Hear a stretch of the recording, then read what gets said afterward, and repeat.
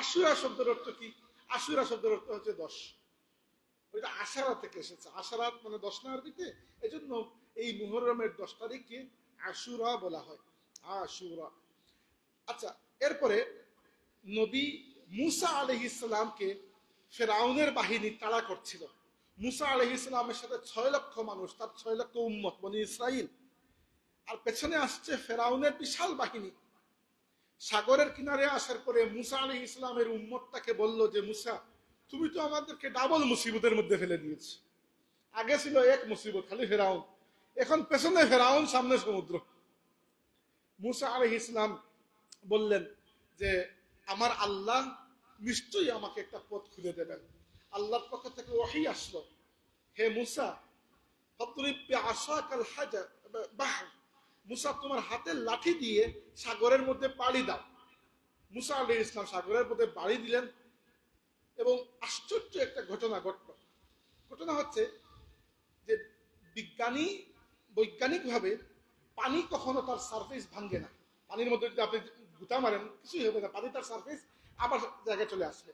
কিন্তু আল্লাহর কুদরত, মুসা আলাইহিস সালামের মুজিজা, কি মুজিজা, যে পানি দুই দিকে সরে গেল, মধ্যখানে রাস্তা হয়ে গেল, এবং মুসা আলাইহিস সালাম তার এই মুজিজা প্রদর্শন করে তার 6 লক্ষ উম্মতকে নিয়ে পার হয়ে গেলেন। পেছন দিকে ফেরাউনের বাহিনী, ফেরাউন খুব ভালো করে জানত যে এটা মুসার মুজিজা, আমি এটা পার হতে পারবো না। তার ভেতরে যে অহংকার, এই অহংকারটাকে থামতে দেয় নাই। সে মুসা আলাইহিস সালামের পিছু নিয়েছে এবং এর পরবর্তীতে আল্লাহর আদেশে সাগরের পানি আবার তার জায়গা মতো চলে এসেছে, ফেরাউনের বাহিনী ডুবে মারা গেছে। ওই ঘটনা যেদিন হয়েছিল সেটা ছিল মুহররমের 10 তারিখ, আশুরা। এই দুইটা দৃশ্যের রেফারেন্স আমি অনেক শক্তভাবে পেয়েছি। এছাড়াও আরো কিছু ঘটনার ব্যাপারে বলা হয় যেগুলো হয়তো এতটুকু সত্য নয়, কিন্তু বলা যায়। যেমন বলা হয়, আমি উলামায়ে কেরামের লেখার মধ্যে পড়েছি যে আদম আলাইহিস সালাম দুনিয়াতে আসার পরে আল্লাহ রাব্বুল আলামিনের কাছে যখন তাওবা করেছিলেন, আদম এবং তার স্ত্রী আমাদের মা হাওয়া আলাইহিস সালাম তাওবা করেছিলেন আরাফায়, এবং আল্লাহ রাব্বুল আলামিনের কাছে তারা কায়মনো বাক্যে বলেছিলেন, রব্বানা যালামনা আনফুসানা ওয়া ইল্লাম তাগফির লানা ওয়া তারহামনা লানাকুনান্না মিনাল খাসিরিন। এটা কিন্তু আমাদের বাবা আদমের তাওবা। আল্লাহ রাব্বুল আলামিন ফাতাকাব্বালাহা রাব্বুহা বিকবুলিন হাসানিন, আল্লাহ রাব্বুল আলামিন তাদের তাওবাকে উত্তমভাবে কবুল করে নিলেন। যেদিন আদম আলাইহিস সালামের তাওবা কবুল হয়েছিল, বলা হয় সেই দিনটিও ছিল আশুরা, অর্থাৎ 10ই মুহররম। তবে নূহ আলাইহিস সালামের ঘটনা এবং মুসা আলাইহিস সালামের ঘটনার ব্যাপারে শক্ত রেফারেন্স পাওয়া যায়। আদম আলাইহিস সালামের ব্যাপারেও উলামায়ে কেরাম বলেন, এজন্য আমি বলে দিলাম। তাইলে বোঝা গেল যে মুহররমের 10 তারিখ শুধুমাত্র কারবালার বিষয়টা নয়, বরং এর আগেও অনেক গুরুত্বপূর্ণ বিষয় ঘটেছে। এবার আসুন আমাদের জন্য গুরুত্বপূর্ণ বিষয় যেটা কারবালা। আসলে দেখেন, কারবালা সম্পর্কে কথা বলার আগে আপনারা বেশিরভাগই আমার কথা বুঝতে পারতেছেন। আমি খুব কঠিন করে বলছি না, বলবো না। শুধু আপনাদেরকে একটা বিষয় সম্পর্কে আপনাদের দৃষ্টি আনতে চাই, যে কারবালার বিষয়টি বা মুহররমের বিষয়টি আমি কি জন্য গুরুত্ব দিয়ে বলতে চাই বা বলতে চাচ্ছি। সেটা হচ্ছে যে দুইটা হাদিস আপনাদের সামনে আমি আলোচনা করব। এই দুইটা হাদিসের মধ্যখানে প্রায় 50 বছরের একটা গ্যাপ রয়েছে। হাদিস দুইটা শুনলেই আপনারা বুঝতে পারবেন যে আমি কি জন্য হাদিস দুইটা আলোচনা করতে চাচ্ছি। আমার নিজের লেখার মধ্যে আছে, কিন্তু আমি লেখা মাঝে মধ্যে হারাইয়ে ফেলি। এই জন্য আমার অভ্যাস হচ্ছে আমি দেখে দেখে কথা বলি, যেন ভুল কথা না বলি। আচ্ছা, হাদিস হচ্ছে 10ম হিজরিতে, ভালো করে শুনেন ঘটনা। রাসূলুল্লাহ সাল্লাল্লাহু আলাইহি সাল্লাম বিদায় হজ করতে গিয়েছেন। এটি আল্লাহর নবীর জীবনের একমাত্র হজ, অর্থাৎ ইসলামের দাওয়াত শুরু করার পরে একমাত্র হজ। যদিও এটাকে বিদায় হজ বলা হয়, কিন্তু তিনি এর আগে আর কখনো হজ করেন নাই। হজ ফরজ হয়েছিল 9ম হিজরিতে। 9ম হিজরিতে রাসূলুল্লাহ সাল্লাল্লাহু আলাইহি ওয়াসাল্লাম হজ করেননি। আবু বকর রাদিয়াল্লাহু আনহুর ইমামতিতে মুসলমানদেরকে তিনি হজে পাঠিয়ে দিয়েছেন। রাসূলুল্লাহ সাল্লাল্লাহু আলাইহি ওয়াসাল্লাম 10ম হিজরিতে হজ করেছেন, জিলহজ মাসে, আর 11 হিজরির রবিউল আউয়াল মাসে তিনি ইন্তেকাল করেছেন। হজ থেকে ফিরে আসার মাত্র 2.5 মাস পরে আল্লাহ রাসূল দুনিয়া থেকে বিদায় নিয়েছেন। তো 10ম হিজরিতে জিলহজ মাসে হজ করে যখন মদিনা শরীফে আল্লাহ নবী ফিরে আসছিলেন, মক্কা শরীফ আর মদিনা শরীফের মধ্যখানে একটা জায়গা আছে, ওই জায়গায় একটা পানির কূপ আছে, কুয়া, খুম বলা হয়। তো ওই জায়গাকে গাদিরে খুম বলা হয়। ওই জায়গায় আসার পরে রাসূল সাল্লাল্লাহু আলাইহি ওয়াসাল্লাম থামলেন, কাফেলা থামলো এবং বললেন তোমরা একটা মিম্বর বানাও, আমি মিম্বরের উপরে উঠে কিছু কথা বলবো। সাহাবীরা চিন্তা করলেন যে এখন মিম্বর পাবো কোন জায়গায়, তো মসজিদের মিম্বর তো সাথে নিয়ে আসি নাই। সাহাবীরা কয়েকটা উটকে পাশাপাশি দাঁড় করালেন, আর উটের উপর হাউদা আছে, ওই হাউদাকে তারা মিম্বর বানিয়ে নিলেন। রাসূল সাল্লাল্লাহু আলাইহি ওয়াসাল্লাম উটের উপরে উঠে, কয়েকটা উটের পিঠে হাউদা, ওইটাকে মিম্বর বানিয়ে নিলেন এবং ওটার উপরে উঠে আল্লাহর রাসূল একটা ছোট্ট বক্তৃতা করলেন। এই বক্তৃতাটা কি একটু আমি আপনাদেরকে বলতে যাচ্ছি। ওই বক্তৃতা সহিহ মুসলিম শরীফ কিতাবের মধ্যে আছে, সহিহ হাদিস। রাসূল সাল্লাল্লাহু আলাইহি ওয়াসাল্লাম বললেন, সাহাবী যায়েদ ইবনে আরকাম রাদিয়াল্লাহু আনহু বলেছেন যে আল্লাহর নবী সাল্লাল্লাহু আলাইহি ওয়াসাল্লাম যখন বক্তৃতা দিতে উঠলেন, উঠে বললেন যে হে আমার সাহাবীরা, কিছুদিনের মধ্যেই আল্লাহর ফেরেশতা, মৌতের ফেরেশতা আমার কাছে আসবেন, আর আমি তার ডাকে সাড়া দিয়ে তোমাদেরকে ফেলে চলে যাব। মানে আর তোমাদের সাথে আমার এরকম বড় পরিবেশে মিলামিশা হবে না। আল্লাহর রাসূলকে আল্লাহ জানিয়ে দিয়েছেন। অবশ্যই সাহাবীরা অবশ্যই কাঁদতে শুরু করলেন যে আল্লাহর নবী আমাদেরকে ছেড়ে যাবেন, এটা কেমন কথা, এটা তো আমরা কখনো কল্পনা করতে পারি না। কিন্তু কুল্লু নাফসিন যায়কাতুল মউত, আল্লাহর এটা আইন। তো রাসূলুল্লাহ সাল্লাল্লাহু আলাইহি ওয়াসাল্লাম বললেন যে আনা তারিকুম ফিকুম সাকালাইন, আমি তোমাদের জন্য দুইটা ভারী জিনিস, খুব ওজনদার, গুরুত্বপূর্ণ দুইটা জিনিস রেখে যাচ্ছি। এই দুটা জিনিস কি জন্য রেখে যাচ্ছি? অন্য হাদিসে এসেছে যে এগুলোকে যদি তোমরা শক্ত করে মজবুত করে ধরো, তাহলে আমাকে হারানোর পরে, দুনিয়া থেকে আমি বিদায় নেওয়ার পরে তোমাদের আর কোনো চিন্তা করা লাগবে না যে তোমরা বিপদে চলে যাচ্ছ কিনা ইত্যাদি। একই ধরনের একটা বক্তব্য আল্লাহর নবী দিয়েছেন বিদায় হজের সময় আরাফার ময়দানে। তখনও বলেছেন যে আমি তোমাদের জন্য দুইটা বিষয় রেখে যাচ্ছি, একটা হচ্ছে আল্লাহর কিতাব কোরআন, আর একটা হচ্ছে আল্লাহর রাসূলের সুন্নত। কিন্তু এই জায়গায় গাদিরে খুম নামক জায়গায় রাসূলুল্লাহ সাল্লাল্লাহু আলাইহি ওয়াসাল্লাম বলেছেন আনা তারিকুম ফিকুম সাকালাইন, তোমাদের জন্য দুটা ভারী জিনিস রেখে যাচ্ছি।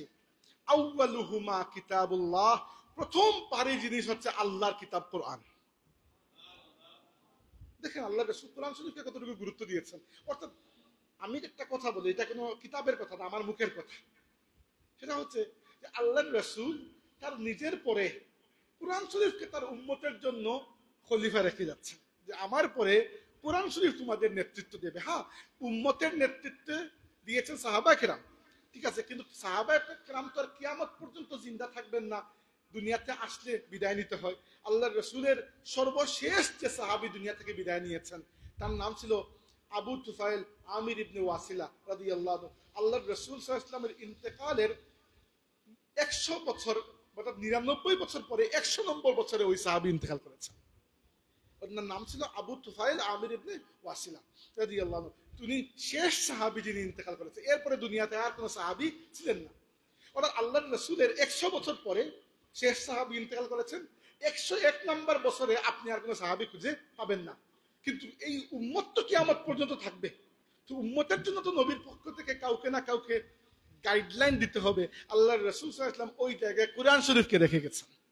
আর কোরআন শরীফ কিয়ামত পর্যন্ত থাকবে, এর হেফাজতের জিম্মা আল্লাহ রাব্বুল আলামিনের কাছে।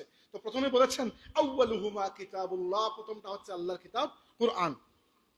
ফিহিল হুদা ওয়ান নূর, আল্লাহ নবী বলেছে এই কোরআনের মধ্যে হিদায়াত রয়েছে, এই কোরআনের মধ্যে নূর রয়েছে। এরপরে বলেছেন ফাখুযু বিকিতাবিল্লাহি ওয়াস্তামসিকু বিহি, তোমরা আল্লাহর কিতাবকে আঁকড়ে ধরো এবং আল্লাহর কিতাবকে শক্তভাবে অনুসরণ করো, আঁকড়ে ধরো, অনুসরণ করো। এরপরে আল্লাহ নবী আরো কিছু কথা বলেছেন। এরপরে বলেছেন সুম্মা ক্বালা, এরপরে বলেছেন 2 নম্বরটা হচ্ছে ও আহলু বাইতি, 2 নম্বর যে ভারী জিনিস তোমাদের জন্য আমি রেখে যাচ্ছি সেটা হচ্ছে আমার আহলুল বাইত। আহলুল বাইত মানে কি? বাইতুন মানে হচ্ছে ঘর, আহলুন মানে হচ্ছে পরিবার। অর্থাৎ ঘরে যারা আমাদের বসবাস করে এদেরকে পরিবার বলা হয়। আল্লাহ রাসূল বলছেন আমি আমার পরিবারকে তোমাদের জন্য রেখে যাচ্ছি। পরিবার কারা? আল্লাহ নবী সাল্লাল্লাহু আলাইহি ওয়াসাল্লামের পরিবার হচ্ছেন কমপক্ষে তিন ভাগে বিভক্ত। তিন ভাগে বিভক্ত বলছি না, তিনটা শ্রেণী আর কি। সর্বপ্রথম আল্লাহর নবীর পরিবার হচ্ছেন আমাদের মা যারা, আল্লাহর নবীর স্ত্রী যারা, এদেরকে খুদ আল্লাহ রাব্বুল আলামিন তার নবীর সাথে বিবাহ বন্ধনে আবদ্ধ করিয়ে আল্লাহ এদেরকে নবীর পরিবার বানিয়ে দিয়েছেন। আমাদের মায়েদের মধ্যে সর্বপ্রথম ছিলেন খাদিজা রাদিয়াল্লাহু আনহা। এছাড়াও আমাদের আরো অনেক মা, আল্লাহ রাসূল সাল্লাল্লাহু আলাইহি ওয়াসাল্লাম প্রায় 11টি শাদী মুবারক করেছেন, তাই আমাদের 11 জন মা। এই ব্যাপারে আমরা নিশ্চিত। কেউ কেউ বলেছেন না 12টি। আচ্ছা ঠিক আছে, তো পেসের মধ্যে পড়তে চাচ্ছি না, মানে বুঝাতে চাচ্ছি আল্লাহর নবীর ঘরের সদস্য বলতে সর্বপ্রথম কারা? আমাদের মা যারা, মুমিনের মা, আল্লাহর রাসূলের স্ত্রী যারা, তারা। দুই নম্বরে আল্লাহর নবী সাল্লাল্লাহু আলাইহি ওয়াসাল্লামের পরিবার কারা? দুই নম্বরে পরিবার হচ্ছে এমন কিছু মানুষ যাদেরকে আল্লাহর নবী নিজে তার পরিবার বানিয়ে নিয়েছেন। এরা 4 জন। হাদিসে এসেছে একদিন রাসূলুল্লাহ সাল্লাল্লাহু আলাইহি ওয়াসাল্লাম একটা কালো চাদর পরে বসে আছেন। এই কালো চাদরের মধ্যে অনেক সুন্দর ডিজাইন করা, এমব্রয়ডারি করা। আয়েশা সিদ্দিকা রাদিয়াল্লাহু আনহা বলেছেন আমি দেখলাম আল্লাহর নবীর মেয়ে ফাতিমা রাদিয়াল্লাহু আনহা আল্লাহর রাসূলের কাছে আসলেন। রাসূলুল্লাহ সাল্লাল্লাহু আলাইহি ওয়াসাল্লাম ফাতিমা রাদিয়াল্লাহু আনহাকে ওই চাদরের মধ্যে ঢুকিয়ে নিলেন। এরপরে আসলেন ফাতিমা রাদিয়াল্লাহু আনহার স্বামী আলী রাদিয়াল্লাহু আনহু। রাসূলুল্লাহ সাল্লাল্লাহু আলাইহি ওয়াসাল্লাম আলী রাদিয়াল্লাহু আনহুকে ওই চাদরের মধ্যে ঢুকিয়ে নিলেন। এরপরে আসলেন তাদের দুজন সন্তান হাসান এবং হুসাইন রাদিয়াল্লাহু আনহুমা। রাসূলুল্লাহ সাল্লাল্লাহু আলাইহি ওয়াসাল্লাম তাদেরকেও এই চাদরের মধ্যে ঢুকিয়ে নিলেন। আল্লাহর নবী সাল্লাল্লাহু আলাইহি ওয়াসাল্লাম আগেই ছিলেন, এখন আরো যুক্ত হলেন 4 জন।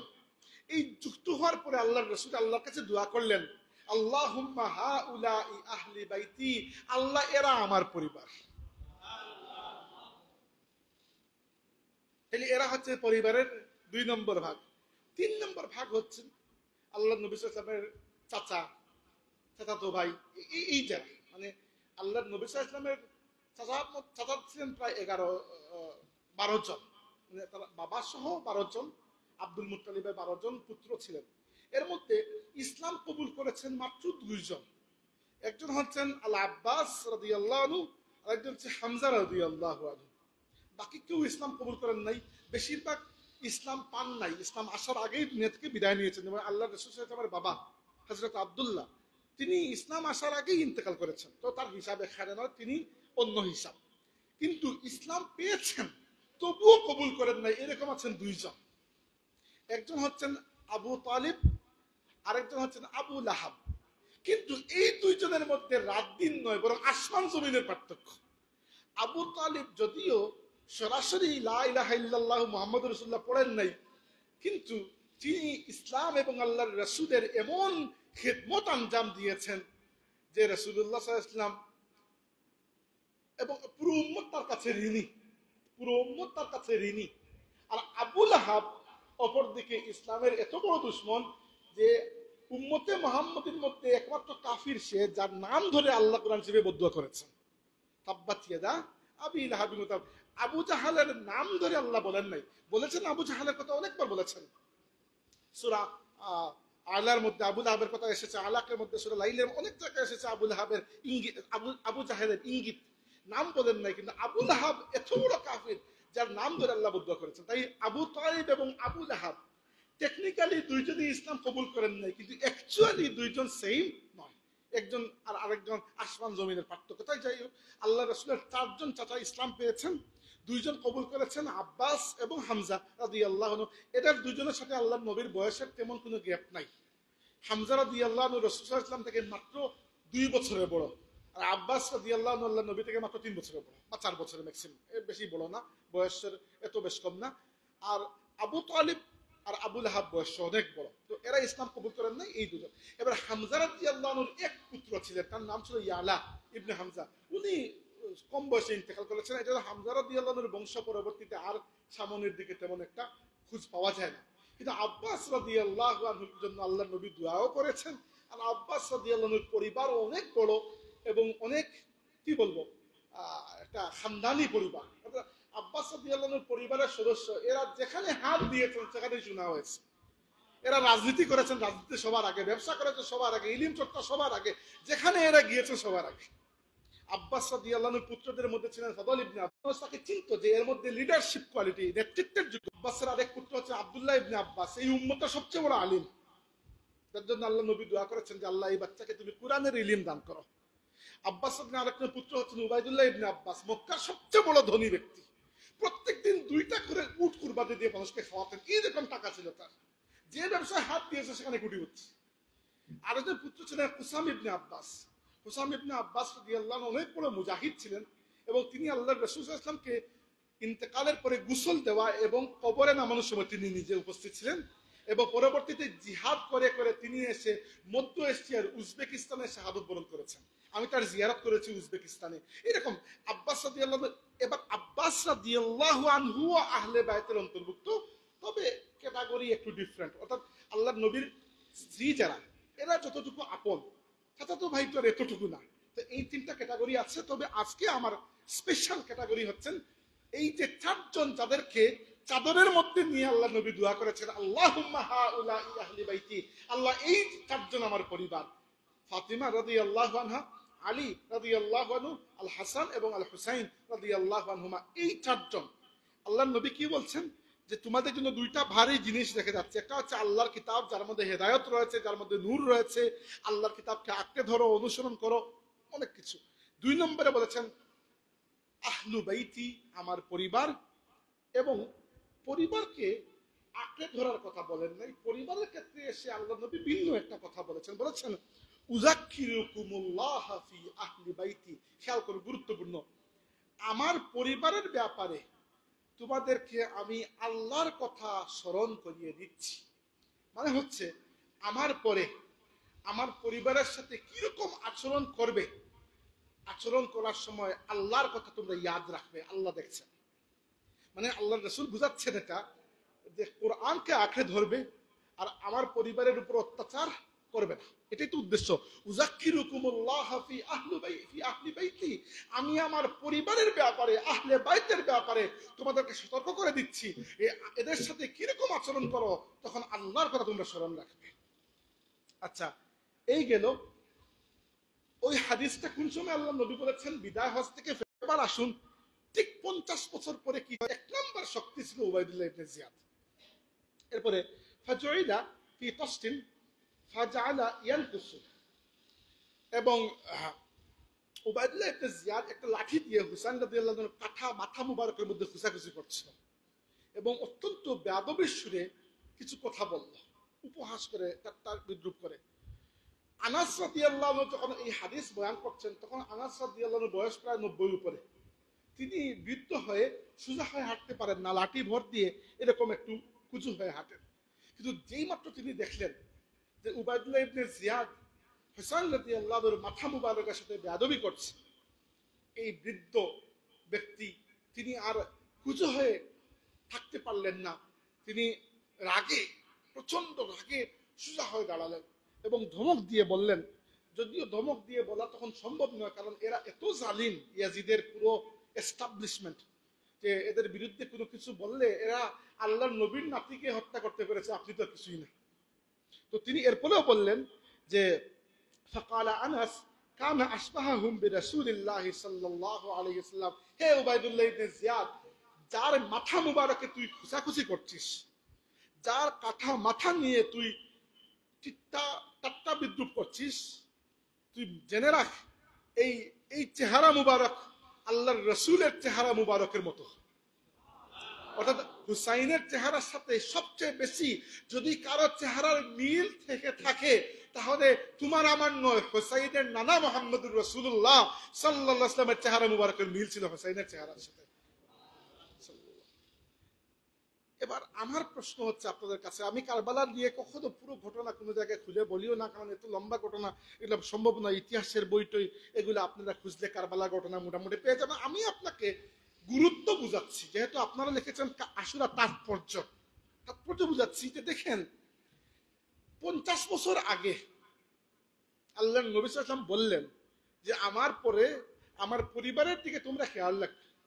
আর আমরা এমন খেয়াল রাখলাম মাত্র 50 বছর পরে কোন কাফির নয়, এই উম্মতের কিছু মানুষ আল্লাহর রসুলের পরিবারের প্রায় 19 জন সদস্যকে কারবালার ময়দানে প্রায় জবাই করে হত্যা করে ফেললো। বুঝতে পেরেছেন সেটা গুরুত্ব কি জন্য? যদি মনে হতো যে হুসাইন রাদিয়াল্লাহু আনহু গেছেন রোমান সাম্রাজ্যের সাথে যুদ্ধ করতে বা পারস্য সাম্রাজ্যের সাথে যুদ্ধ করতে, ওখানে শহীদ হয়ে গেছেন, কোনো সমস্যা নেই, ওখানে কত সাহাবী শহীদ হচ্ছেন, জিহাদে গেলে তো আপনি শহীদ হবেনই। কিন্তু ইয়াজিদ বা তার বাহিনী এরা তো আর মানে ভেতরে ইমান থাকুক না থাকুক, নামে তো মুসলমান, নাইলে তো মুসলমানের খলিফা তো সে হতে পারতো না। মানে মুসলমানদের শাসক তো ছিল কে, যেভাবেই হোক না কেন, জোর জবরদস্তি হয়ে যাক, এরপরও তো মুসলমানের শাসক ছিল।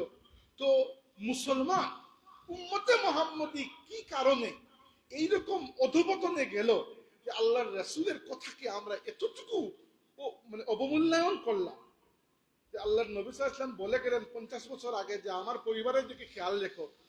আর আমরা এই উম্মতের কিছু মানুষ, কাফির না নয়, ইহুদি খ্রিস্টান নয়, আরবের মুশরিক নয়, মুসলমান নামদারি কিছু মানুষ, ইয়াজিদের সেনাবাহিনীতে কোনো কাফির ছিল না। 8000 সেনাবাহিনী যারা কারবালা যুদ্ধ করেছে হুসাইন রাদিয়াল্লাহু আনহুর বিরুদ্ধে, সবাই তো নামে তো মুসলমান। এবং রেকর্ডের হিস্টোরি হচ্ছে এরা যুদ্ধের পরে গিয়ে আসরের নামাজটাও পড়েছে। হুসাইন রাদিয়াল্লাহু আনহুকে হত্যা করার পরে এরা আসরের নামাজও পড়েছে। এবং একজন কবি বড় সুন্দর করে বলেছেন যে বড় আশ্চর্যের ঘটনা, যারা হুসাইনকে আসরের আগে শহীদ করে আসলো বা মাগরিবের আগে যে কোনো সময়, এরপরে এসে নামাজ পড়েছে, নামাজের তাশাহুদের বৈঠকে বসে আত্তাহিয়াত পড়ার পরে সে দুরূদ শরীফ পড়ছে না, দুরূদ শরীফ তো পড়াই লাগবে, আল্লাহুম্মা সাল্লি আলা মুহাম্মদ ওয়া আলা আলি মুহাম্মদ, আল্লাহ মুহাম্মদ এবং মুহাম্মদের পরিবারের উপর তুমি শান্তি বর্ষণ করো। আর একটু আগে তুমি নিজে মুহাম্মদ সাল্লাল্লাহু আলাইহি ওয়াসাল্লামের পুরো পরিবারকে হত্যা করে এসেছো। মানে এটা বড় আশ্চর্যের বিষয় যে নিজের হাতে আল্লাহ রসুলের পরিবারের কারবালায় শহীদ হয়েছেন মোট 72 জন। এর মধ্যে আল্লাহ নবী সাল্লাল্লাহু আলাইহি ওয়াসাল্লামের পরিবারের সদস্য হচ্ছেন 19 জন, আল্লাহ নবীর সাহাবী 4 জন, আর বাকি এরা তাবেঈ। কেউ হুসাইন রাদিয়াল্লাহু আনহু খাদিম, কেউ সহচর সঙ্গী ইত্যাদি ইত্যাদি মিলিয়ে সবকিছু মিলিয়ে 72 জন পুরুষ। নারীদেরকে তারা হত্যা করে নাই, বন্দী করেছে। তো আল্লাহর নবী সাল্লাল্লাহু আলাইহি ওয়াসাল্লামের উম্মত দাবিদার তুমি, আর একটু আগে আল্লাহর রাসূলের পুরো পরিবারকে তুমি জবাই করে এসেছো, আর এসে এখানে পড়তেছো যে আল্লাহ মুহাম্মদ সাল্লাল্লাহু আলাইহি ওয়াসাল্লামের পরিবারের উপর তুমি রহমত বর্ষণ করো। কেমন কথা এটা? তো আমার এখানে কারবালা নিয়ে মূল ইন্টারেস্টটা এই জায়গায় যে এই উম্মত কিভাবে এত মানে কি বলবো নিমক হারাম হয়ে গেল, যাদের জন্য আল্লাহ রাসূল সাল্লাল্লাহু আলাইহি ওয়াসাল্লামের হাদিসগুলো ভেতরে আমাদের সবার আলোড়ন জাগানো উচিত। আল্লাহ নবীর কথা বিশেষ কিছু হাদিস রয়েছে যেগুলো আমার মনের মধ্যে একটা আলোড়ন সৃষ্টি করে। এর মধ্যে একটা হাদিস আছে, আল্লাহ নবী ইসলাম বলেছেন যে আমার বিষয়টা হচ্ছে, আল্লাহ নবী নিজের কথা বলেছে যে আমার অবস্থাটা হচ্ছে এরকম যে তোমরা জাহান্নামের দিকে চলে যাচ্ছ, আর আমি তোমাদেরকে কোমরে ধরে, তোমাদের কোমরের মধ্যে ধরে টেনে টেনে জান্নাতের দিকে নিয়ে আসছি। তোমাদের যে হাসলত, তোমরা সবসময় এমন কাজ করতেছো যেটা জাহান্নামের দিকে নিয়ে যাচ্ছে, আর আমি তোমাদেরকে কোমরের কাপড়ে ধরে টেনে টেনে জাহান্নাম থেকে ফিরিয়ে নিয়ে আসছে। তো আল্লাহ নবী সাল্লাল্লাহু আলাইহি ওয়াসাল্লাম যিনি উম্মতকে প্রায় কোমরের কাপড় ধরে টেনে জাহান্নামের রাস্তা থেকে জান্নাতের পথ পর্যন্ত নিয়ে আসলেন, সেই উম্মত মাত্র 50 বছরের মাথায় এতটুকু নিমক হারাম কিভাবে হয়ে গেল? যে আল্লাহ রাসূল সাল্লাল্লাহু আলাইহি ওয়াসাল্লাম যত বড় কারণ থাকুক না কেন রে ভাই, আপনি বললেন অনেক কারণ ছিল, রাজনৈতিক কারণ, হ্যান ত্যান কারণ, সব আমার মুখস্থ, টাইম নাই আমার, নাইলে সব কারণ বলতে হবে, এতটুকু টাইম নাই আমার। কিন্তু যত কারণ থাকুক না কেন আমাকে বলুন, কোন উম্মতের পক্ষে আল্লাহর রাসূল সাল্লাল্লাহু আলাইহি ওয়াসাল্লামের নাতি নাতনি, তারপরে এদের আওলাদ, ওটা আল্লাহর নবীর সেকেন্ড জেনারেশন, থার্ড জেনারেশন, এদেরকে এইরকম হত্যা করা যত কারণ থাকুক না কেন এটাকে সম্ভব উম্মতের পক্ষে? তবুও একজন মানুষ করেছে। এটাই আমার কাছে কারবালার সবচেয়ে হৃদয় বিদারক ঘটনা। হামজা রাদিয়াল্লাহু আনহু শহীদ হয়েছেন উহুদের যুদ্ধে। এটা আমাদের জন্য এত কঠিন কষ্টের বিষয় নয়, কারণ হামজা রাদিয়াল্লাহু আনহুকে শহীদ করেছে একজন কাফির, ভাই যুদ্ধের ময়দানে গিয়েছে, শহীদ তো হবেন, এটা তো সম্মানের বিষয়, শহীদ হয়েছে। হুসাইন রাদিয়াল্লাহু আনহু একটা দুঃখের বিষয়, কি জন্য তাকে শহীদ করেছে মুসলমান নামধারী একজন মানুষ, এটাই দুঃখের বিষয়। এবার আসুন সংক্ষেপে বলে দেই যে বিষয়টা কি রকম হয়েছে। এই বিষয়টা বুঝতে হলে আপনাদেরকে বুঝতে হবে আরেকটা হাদিস, দুইটা হাদিস বললাম, 3 নম্বর একটা হাদিস বলবো, লম্বা করবো না, আরো 15-20 মিনিট। রাসূল সাল্লাল্লাহু আলাইহি ওয়াসাল্লাম বলেছেন, এটা মুসনাদে আহমদ কিতাবের মধ্যে এই হাদিস রয়েছে। আমি পুরো হাদিস, লম্বা হাদিস পড়বো না, জাস্ট বোঝানোর জন্য সংক্ষেপে বলছি। রাসূলুল্লাহ সাল্লাল্লাহু আলাইহি ওয়াসাল্লাম বলেছেন যে দেখো, তোমাদের মধ্যে এখন আমি নবী আছি উপস্থিত, নবুয়ত তোমাদের উপরে আছে। যখন আল্লাহর ইচ্ছা হবে আমাকে উঠিয়ে নিয়ে যাবেন, মানে আমাকে দুনিয়া থেকে নিয়ে যাবেন, তো নবুয়তের যুগটা তখন শেষ হয়ে যাবে, কারণ আর কোনো নবী আসবেন না। আমাদের নবী সাল্লাল্লাহু আলাইহি ওয়াসাল্লাম শেষ নবী, এরপরে আর কোনো নবী আসবেন না। তো নবুয়তের যুগটা হচ্ছে আল্লাহর নবী সাল্লাল্লাহু আলাইহি ওয়াসাল্লাম যতদিন দুনিয়াতে ছিলেন ততদিন, এরপরে নবুয়তের যুগ চিরতরে শেষ হয়ে গেছে। এরপরে আল্লাহ নবী বললেন, এরপরে আমার নবুয়তের যে আদর্শ, সেই আদর্শের উপর ভিত্তি করে খিলাফত আসবে। খিলাফত মানে কি? খিলাফত মানে হচ্ছে কারো অবর্তমানে তার পক্ষ থেকে কোনো কাজ করা। উদাহরণস্বরূপ, এটা দুনিয়াবি উদাহরণ দিয়ে বুঝাচ্ছে।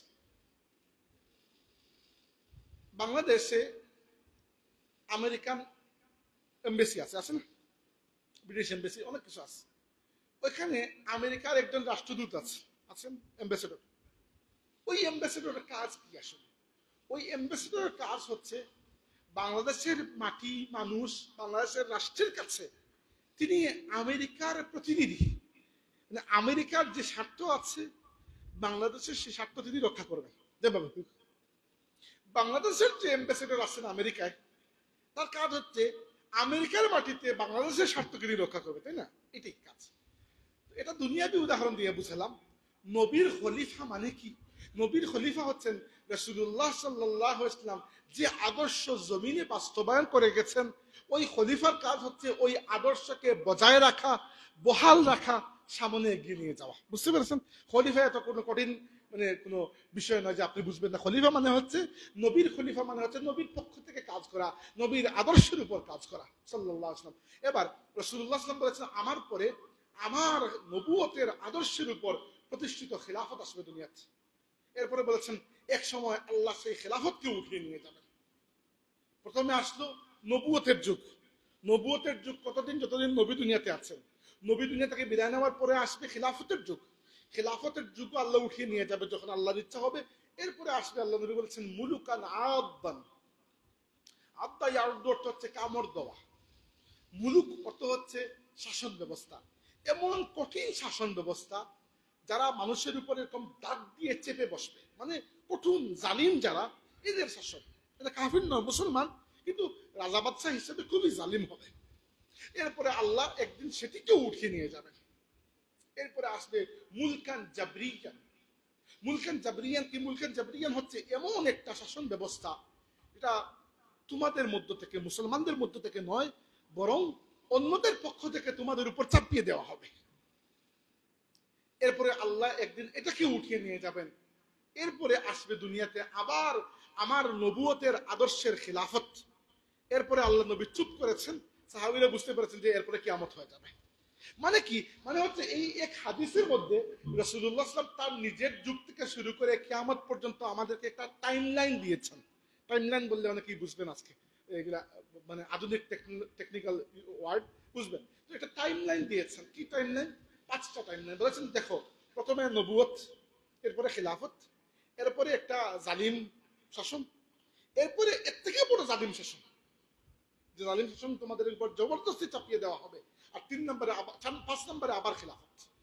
তো উলামায়ে কিরাম হিসাব করেছেন যে আল্লাহর রাসূল সাল্লাল্লাহু আলাইহি ওয়াসাল্লাম ইন্তেকাল করেছেন 11 হিজরিতে। তাহলে নবুয়তের যুগ 11 হিজরি পর্যন্ত শেষ। এরপরে কিয়ামত পর্যন্ত আর কোনো নবী আসবেন না। যে ব্যক্তি নিজেকে নবী দাবি করবে সে কাফির হয়ে যাবে, স্বাভাবিক বিষয়, এটা কোনো ডিবেটের বিষয় নয়। 2 নম্বরে খিলাফত। এই ব্যাপারে আল্লাহ নবী নিজে বলেছেন, আল খিলাফাতু বাদি 30 সানা। আমার পরে 30 বছর পর্যন্ত খিলাফত থাকবে। 30 বছর। এই 30 বছরের মধ্যে আমরা দেখি আল্লাহ রাসূলের পরে 5 জন মানুষ এসেছেন।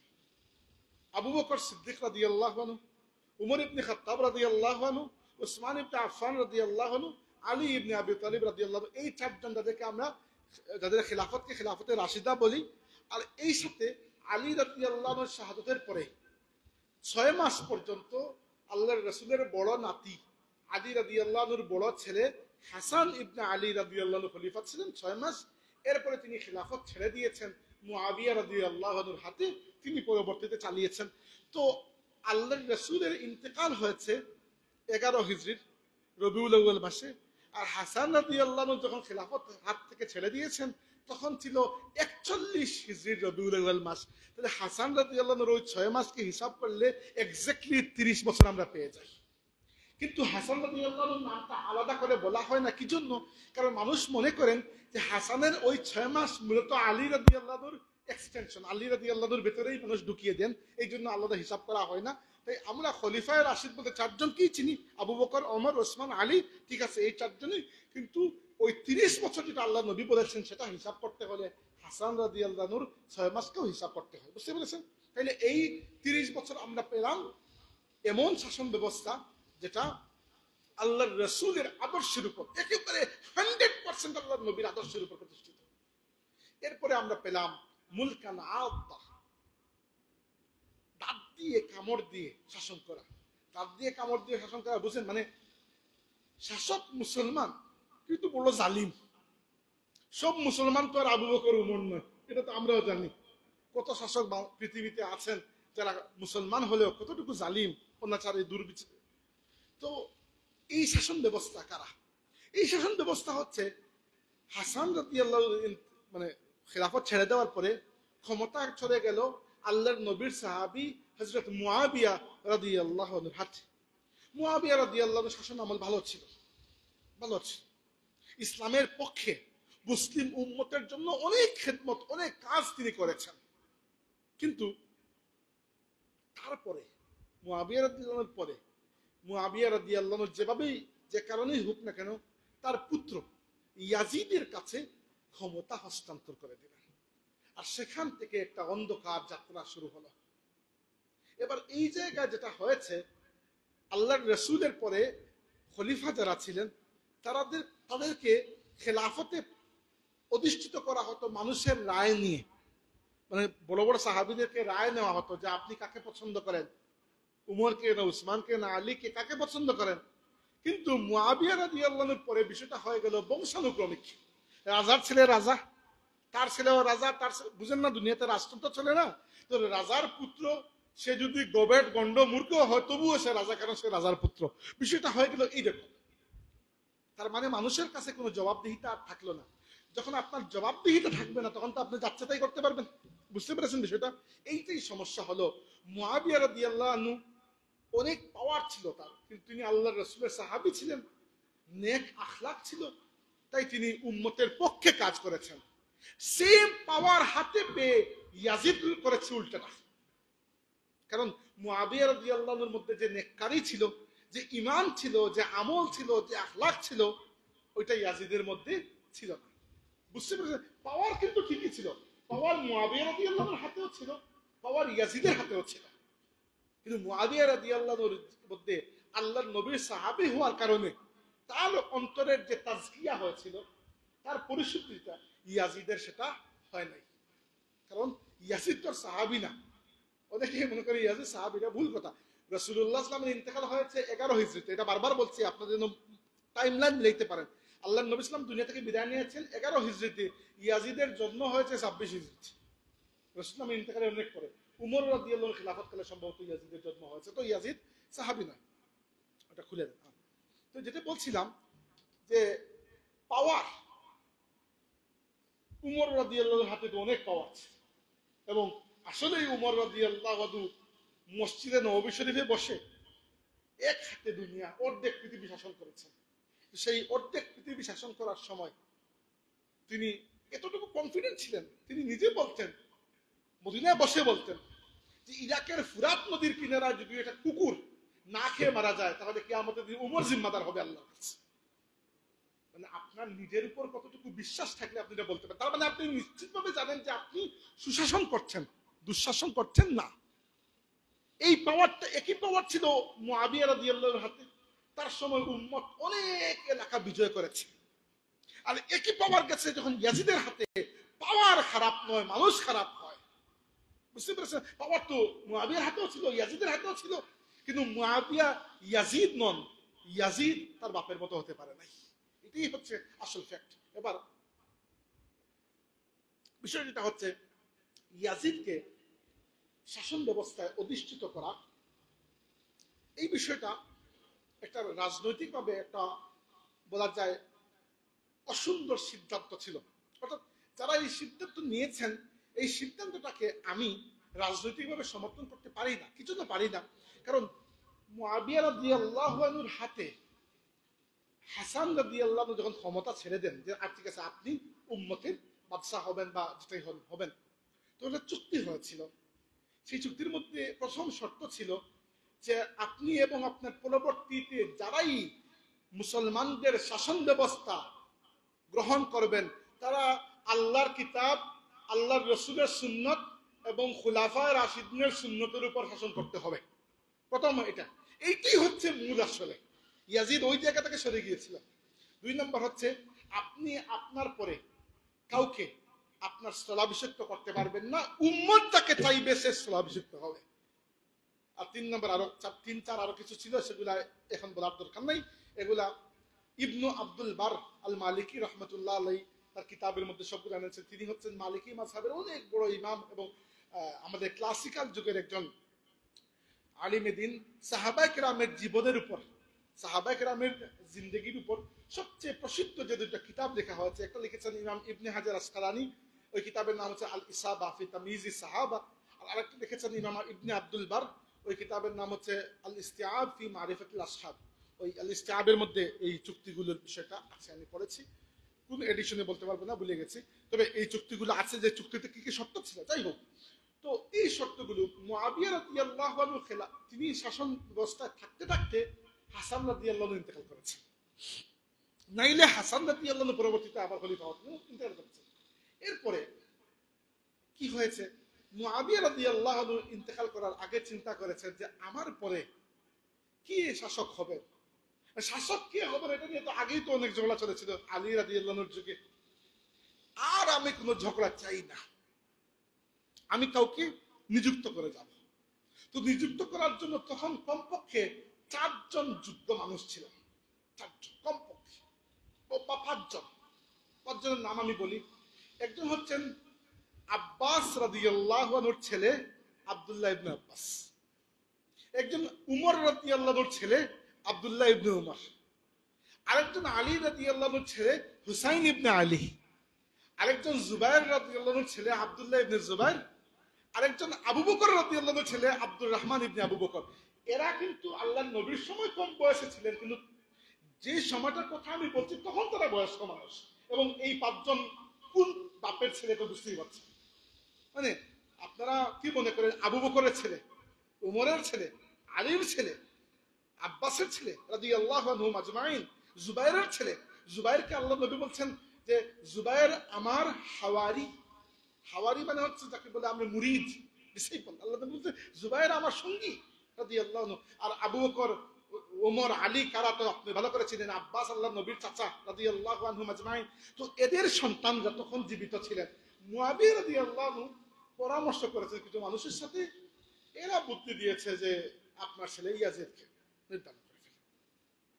এটা আমার মতে রাজনৈতিকভাবে একটা ভুল সিদ্ধান্ত ছিল। আমি মুআবিয়া রাদিয়াল্লাহু আনহুকে সম্মান করে, শ্রদ্ধা করে, তিনি আল্লাহর রাসূলের সাহাবী, তার ব্যাপারে কোনো সমালোচনা করা, কোনো কটু কথা বলা, এটা আহলে সুন্নতের আকীদার বাইরে। কিন্তু আমি এখন ধর্মীয় দৃষ্টিতে কথা বলছি না, বলছি রাজনৈতিক দৃষ্টিতে এটা ভুল সিদ্ধান্ত ছিল। যেভাবেই হোক না কেন হয়েছে, আমি এটাকে সমর্থন করছি না। কিন্তু হয়তো মুআবিয়া রাদিয়াল্লাহু আনহুর আশা ছিল যে ইয়াজিদ অন্ততপক্ষে মানুষের মতো আচরণ করবে। এবং মুআবিয়া রাদিয়াল্লাহু আনহু যতদিন বেঁচে ছিলেন, ইয়াজিদ কিন্তু এতটা খারাপ, তাদের খারাপ সাইডটা দেখায় নাই। যখন সে ক্ষমতা পেয়েছে, মারাত্মক অবস্থা করেছে। ইয়াজিদের শাসন আমল সামান্য বলে শেষ করব। ইয়াজিদের শাসন আমল ছিল 3 বছর। কত বছর? 3 বছর। আপনারা নাম হয়তো শুনবেন, ইমাম ইবনুল জাওজি রাহমাতুল্লাহ আলাইহি, অনেক বড় একজন ইমাম ছিলেন হাদিসে। তিনি ইয়াজিদের 12টা ওয়াজিব দিয়েছেন। ইয়াজিদের উপর 3টা বই লিখেছেন, ছোট্ট বই। আর রাদ্দু আলাল মুতাআসসিবিল আনিদ বইটার নাম। মানে ওই বইয়ে তিনি বলেছেন যে ইয়াজিদকে আমি গালি দিতে চাই, কিন্তু কারা আমাকে গালি দিতে নিষেধ করে এদেরকে তিনি 2 হাত নিয়েছেন। ইয়াজিদকে গালি দিতে তুই আমাকে বাধা কেন দিবি? তো তিনি লিখেছেন যে ইয়াজিদের শাসন আমল ছিল কয় বছরের? 3 বছরের। তিনি বলেছেন শুধু হাতে গুনে যাও, প্রথম বছরে কারবালায় নবীর নাতি হোসেনকে শহীদ করা হয়েছে, 2 নম্বর বছর ইয়াজিদের বাহিনী মদিনা শরীফে হামলা করেছে, আল্লাহর রসুলের শহরকে, আল্লাহর রসুলের মসজিদ শরীফকে অপমান করেছে। 3 নম্বর বছর ইয়াজিদের বাহিনী মক্কা শরীফে হামলা করে কাবা শরীফের একটা দেওয়াল ভেঙে ফেলেছে। তো যে ব্যক্তির শাসনামল 3 বছর, আর এই 3 বছরের মধ্যে এই 3টা ঘটনা ঘটলো, এবার ইয়াজিদ যদি বলে যে আমি তো এগুলা নিজে ঘটাই নাই, নিজে ঘটায় না ঘটা কাহিনী তো সেম। তুমি যদি রাষ্ট্রের প্রধানমন্ত্রী হোক আর তোমার পুলিশ যদি 200 মানুষকে মেরে ফেলবে, তুমি তো জানি না, জানো না যে এটা তো ডাবল অপরাধ, জানো না কেন? উমর রাদিয়াল্লাহু আনহু যদি মদিনায় বসে বলতে পারেন যে ফুরাতের তীরে একটা কুকুর মারা গেলে আমি দায়ী, তুমি কেন ক্ষমতায় বসে? অনেকেই আজকাল ইয়াজিদকে বাঁচাইতে চান এই একটাই যুক্তি দিয়ে যে কারবালার ময়দানে তো ইয়াজিদ ছিল না, তো রাষ্ট্রপ্রধান কি যুদ্ধে যাবে নাকি? নিজে এটা কিন্তু বোকার মতো কথা না। রাষ্ট্রপ্রধান কি নিজে যুদ্ধ করতে যাবে? এটা তো ইয়াজিদ তো অর্ডার দেবে আর তার সেনাবাহিনী সেই অর্ডার পালন করবে। এবার কাহিনী কি হয়েছে সংক্ষেপে বলে দিই। আব্দুল্লাহ ইবনে আব্বাস এবং আব্দুল্লাহ ইবনে উমর রাদিয়াল্লাহু আনহুমা তারা খুবই নন পলিটিক্যাল ছিলেন, আলিম এবং জাহিদ আবিদ টাইপের, সবসময় আল্লাহর ইবাদত বন্দেগী এগুলোতে তারা আরাম পেতেন। রাজনীতি সবার তো মিজাজে হয় না, তো এরা দুইজন রাজনীতি থেকে এমনি আউট।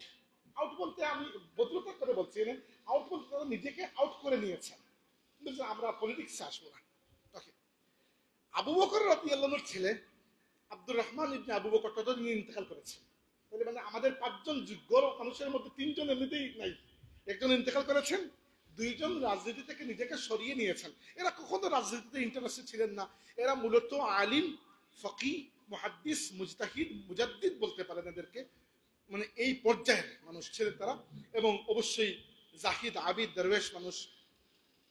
কিন্তু 2 জন মানুষ রাজনৈতিকভাবে অনেক অ্যাক্টিভ ছিলেন। একজন হচ্ছেন জুবায়ের রাদিয়াল্লাহুর ছেলে আব্দুল্লাহ ইবনে জুবায়ের, আরেকজন আলী রাদিয়াল্লাহুর ছেলে আল্লাহর রাসূলের নাতি হুসাইন ইবনে আলী ইবনে আবি তালিব রাদিয়াল্লাহু আনহু। এই 2 জন ইয়াজিদকে শাসক হিসাবে স্বীকার করতে অস্বীকৃতি দিলেন। হুসাইন রাদিয়াল্লাহু ছিলেন মদিনা শরীফে আর আব্দুল্লাহ ইবনে জুবায়ের ছিলেন মক্কা শরীফে। মুআবিয়া রাদিয়াল্লাহুর সময় এই 5 জন ইয়াজিদকে যখন মুআবিয়া রাদিয়াল্লাহু নিযুক্ত করেছেন তখন তারা ইয়াজিদকে স্বীকার করেন নাই, আগেও করেন নাই। কিন্তু মুআবিয়া রাদিয়াল্লাহু আনহু এটাকে কোনো জোর জবরদস্তি করেন নাই, কারণ তারা স্বীকার করে নাই, করে নাই বাদ। কিন্তু ইয়াজিদ মুআবিয়া রাদিয়াল্লাহু আনহুর মতন একদিন ছিল না। ইয়াজিদ বলল যে স্বীকার করবে না, আমি জবরদস্তি স্বীকার করাবো। ইয়াজিদ তার গভর্নরকে মদিনা শরীফে আদেশ করলো যেভাবেই হোক হুসাইন রাদিয়াল্লাহুর স্বীকৃতি আদায় করতে হবে। অনেকে বলেন যে ইয়াজিদ কেন পাগল হয়ে গেল হুসাইন রাদিয়াল্লাহুর স্বীকৃতি আদায়ের জন্য? হুসাইন স্বীকৃতি দিলে কি না দিলে কি, বাকিটা তো দিয়েছেন। কাহিনী হচ্ছে বাকি সবাই আর হুসাইন কি এক বরাবর, মানে বাকি দুনিয়ার মানুষ যদি ইয়াজিদকে